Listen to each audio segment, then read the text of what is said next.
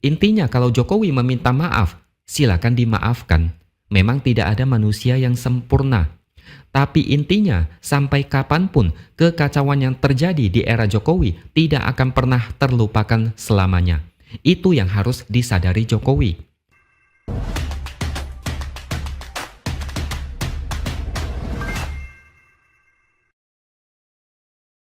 Halo, bertemu lagi dengan saya, X Hardy di Opini Siwer. Pada pembahasan kali ini, saya harus mengungkit lagi tentang ulasan khusus dari majalah Tempo untuk Jokowi sebagai hadiah 10 tahun kepemimpinannya. Ini semua ada kaitannya dengan manuver dan ucapan Jokowi yang viral baru-baru ini. Nanti saya jelaskan. Dalam ulasan itu, Tempo menyebut ada 18 dosa Jokowi yang berkebalikan dengan program Nawacita. Bayangkan, ada 18 dosa yang disebut Tempo. Di antaranya adalah dinasti dan oligarki politik, pelemahan institusi demokrasi, TNI di ranah sipil, konflik Papua yang tidak selesai-selesai, sistem pendidikan yang runtuh, politisasi kejaksaan, pelemahan KPK, kegagalan menangani pelanggaran HAM berat, carut-marut dalam pengelolaan APBN, runtuhnya independensi Bank Indonesia, pemaksaan IKN, kerusakan lingkungan, ketergantungan pada utang Cina, gimmick diplomasi luar negeri, konflik agraria, kriminalisasi atas nama proyek strategis nasional, dan kebebasan sipil yang makin sempit. Dan tidak lama setelah itu, entah ini sebuah kebetulan atau tidak, Jokowi baru-baru ini menyampaikan permintaan maaf atas kesalahannya selama menjabat sebagai presiden. Dia mengatakan bahwa dia tidak sempurna, hanya manusia biasa. Selama menjabat sebagai presiden, dia tidak bisa menyenangkan semua pihak. Menurut pakar komunikasi politik Universitas Paramadina, Henry Satrio, dia melihat alasan Presiden Jokowi meminta maaf adalah karena dia sadar ada banyak janji politiknya yang tidak dipenuhi. Dia merasa Jokowi tampaknya tersentil oleh pemberitaan media massa yang mengulas 10 tahun kepemimpinannya. Salah satunya mungkin karena pemberitaan Tempo tentang 18 dosa Jokowi. Yang menarik dari permintaan maaf dari Jokowi adalah kalau saya lihat kolom komentar, ada banyak nyinyiran dan kritikan. Ini benar-benar satu fenomena yang menarik menjelang Jokowi lengser.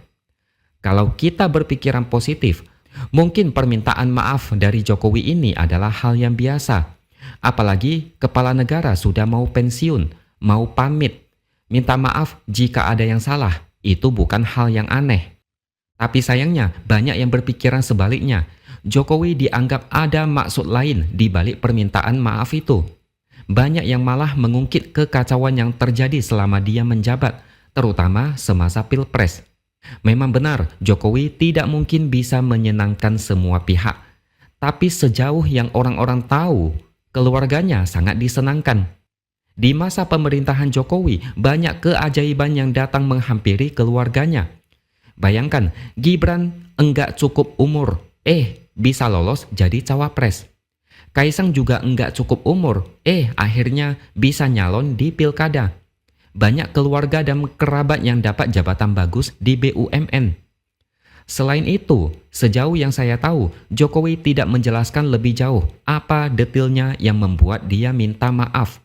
Maksudnya, minta maaf karena apa? Tidak ada penjelasan yang spesifik. Memang tidak ada manusia yang sempurna, termasuk kepala negara. Tapi sayangnya, daya rusak dalam dunia politik dan demokrasi sudah sedemikian parah. Dan itu terjadi di era Jokowi. Seandainya Jokowi menjelaskan kesalahan seperti apa yang membuatnya minta maaf, itu jauh lebih baik. Akan lebih baik lagi kalau misalnya kesalahan itu diselesaikan dan diperbaiki sebelum masa jabatan berakhir, selama dia masih ada power sebagai pemimpin. Kalau cuma minta maaf tanpa memperbaiki atau melakukan sesuatu, untuk apa? Ini bukan saya yang ngomong ya.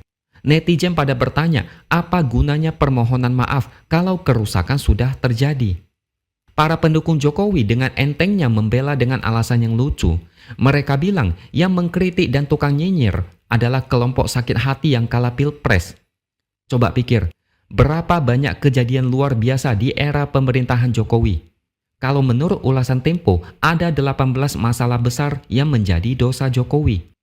Tapi kalau mau diperluas lagi, sebenarnya ada banyak masalah lain di era Jokowi. Kalau bicara prestasi, ya memang tentu saja ada prestasi Jokowi selama jadi presiden. Tapi daya rusak juga sama besarnya. Pendukungnya sama sekali buta dan tidak mau mengakui, bahkan berusaha menerkam dan menyerang orang-orang yang mengkritik.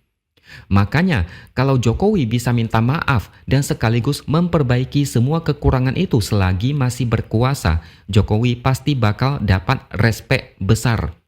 Tapi pertanyaannya, apakah bisa? Dan apakah mungkin? Apakah dia mau? Seandainya kekacauan selama Pilpres, seandainya MK dan MA tidak berulah, seandainya tidak ada ancaman dan intimidasi selama Pilpres, mungkin kita semua akan ikhlas dengan Jokowi. Kita bisa maklum dengan kekurangannya. Tapi demokrasi yang rusak saat Pilpres akhirnya membuka mata banyak orang. Itulah titik balik dalam karir politik Jokowi. Dari yang dibanggakan oleh pendukungnya sampai berubah menjadi sosok yang sangat berbeda dan berubah total. Menjelang lengser, coba lihat kondisi negara ini. Beban utang makin meningkat, rupiah melemah, korupsi makin lama makin merajalela, dan parahnya lagi, penegakan hukum makin lemah. Menurut Badan Pusat Statistik, masyarakat Indonesia makin masa bodoh dengan perilaku korupsi. Menurut survei Indeks Perilaku Anti Korupsi atau IPAK tahun 2024, IPAK terus turun selama 2 tahun terakhir. Gimana enggak masa bodoh? Perilaku korupsi kadang dapat hukuman yang sangat ringan karena alasannya lucu. Perilaku sopan, mengaku khilaf, dan lain-lain. Makanya koruptor di negara ini masih bisa senyum dan dada-dada di depan wartawan. Belum lagi kasus-kasus korupsi yang sempat muncul ke publik, sekarang jadi hilang entah kemana. Kata orang sih, ini alat sandera politik. Kalau benar, memang sungguh kacau sistem peradilan di negara ini. Ekonomi juga makin sulit, warga Indonesia makin terjepit, banyak yang bertahan hidup dengan menguras tabungan. Pengangguran makin bertambah karena mulai ada banyak PHK. Lapangan pekerjaan sangat sedikit. Orang-orang menjerit susahnya cari pekerjaan.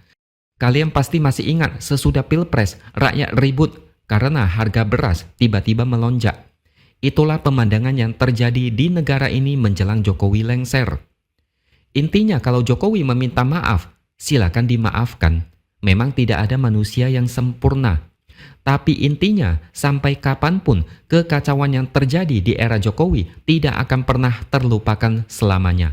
Itu yang harus disadari Jokowi. Masa jabatan tinggal 3 bulan lagi.